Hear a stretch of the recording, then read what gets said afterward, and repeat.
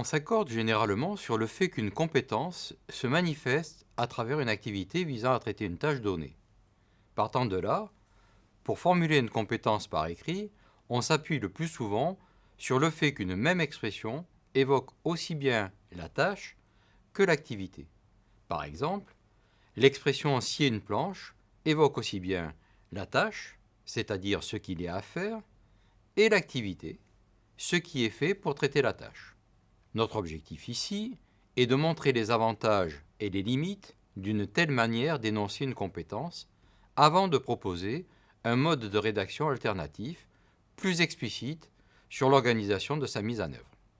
Manifestement, exprimer la compétence de la même manière que la tâche sur laquelle elle est mobilisée présente des avantages. Une seule formule suffit pour évoquer les deux choses.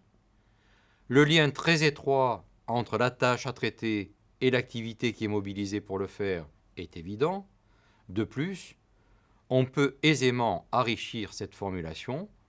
Par exemple, scier une planche peut devenir scier une planche à partir d'un tracé avec une tolérance de 0,5 mm. Toutefois, ces avantages trouvent assez rapidement leurs limites. En effet, énoncer scier une planche à partir d'un tracé avec une tolérance de 0,5 mm ne dit rien, ou très peu de choses, sur ce que l'individu doit mobiliser pour réaliser cette activité. C'est probablement ce qui a conduit à des formulations de la compétence commençant par savoir ou être capable de.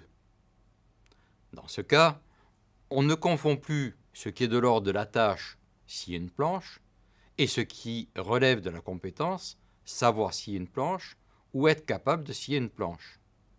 Pour autant, cela revient à réduire la compétence à des connaissances, comme si la compétence n'était qu'une simple application de connaissances, ou à des capacités que l'on définit précisément comme la mise en œuvre de connaissances en situation, voire par exemple le socle commun de connaissances et de compétences de 2006. Autrement dit, au-delà de leur simplicité, l'ensemble des formulations qui viennent d'être évoquées renvoient à des conceptions de la compétence très discutables et surtout très pauvres dans l'explicitation de ce qu'implique sa mise en œuvre. Pour formuler une compétence de façon plus précise, il apparaît donc indispensable de se référer à un modèle de la compétence qui le permet. Ainsi, par exemple, le modèle d'analyse dynamique pour décrire et évaluer les compétences, MADEC, offre un cadre utile pour s'engager sur cette voie. En effet, MADEC souligne que toute compétence suppose des attentes par rapport aux résultats visés et des prises d'informations sur ceux-ci, observables, afin de les évaluer en vue d'éventuelles régulations de l'activité. Dès lors, la formulation d'une compétence intègre une activité, par exemple ici une planche, des attentes de résultats ici une planche de longueur donnée, des observables, par exemple la conformité de la longueur par rapport à la tolérance. MADEC souligne également que toute compétence mobilise des règles d'action choisies en fonction des circonstances et assorties de l'utilisation d'outils matériels ou symboliques pour produire le résultat visé. Dès lors, la formulation précédente peut être enrichie. Ainsi, par exemple, des règles d'action pour réaliser les différentes opérations, par exemple lire le plan, tracer, réaliser la coupe. Des ajustements aux circonstances, comme la tolérance requise, la nature du bois et de la scie. Des outils matériels requis, comme l'instrument de traçage. Et les outils symboliques nécessaires, par exemple le plan.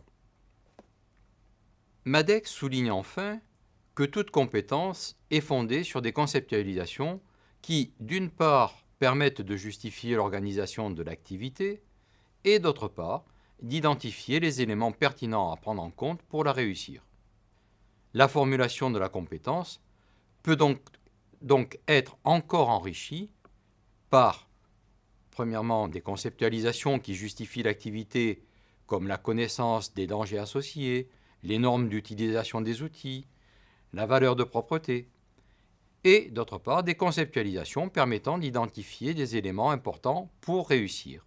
Par exemple, l'immobilisation de la planche, l'épaisseur de la scie, etc.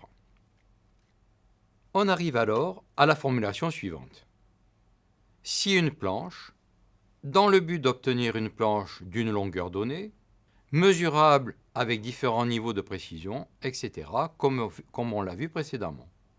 De plus, pour réaliser cette activité, la personne devra avoir conscience des dangers, elle devra veiller à la propreté de l'environnement de travail et au respect de certaines normes d'usage des outils. Elle devra veiller à ce que la planche soit immobilisée pendant la coupe, prendre en compte l'épaisseur de la scie, surveiller la fin de coupe pour éviter l'éclatement du bois, etc.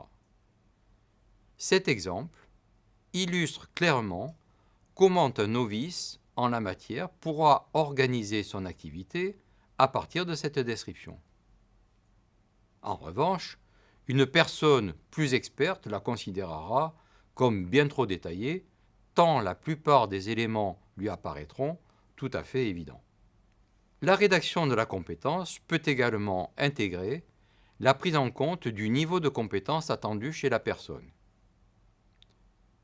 Ainsi, appréhender le niveau de compétence d'un individu sur la réalisation de cette tâche relève plus d'une évaluation qualitative de la manière de prendre en compte les différents éléments décrits, voire d'en intégrer d'autres, que d'un positionnement sur une échelle, par exemple du type initiation, pratique, maîtrise, expertise, telle celle du référentiel de 2014 des métiers de la compétence et des compétences de la Direction générale de la concurrence, de la consommation et de la répression des fraudes.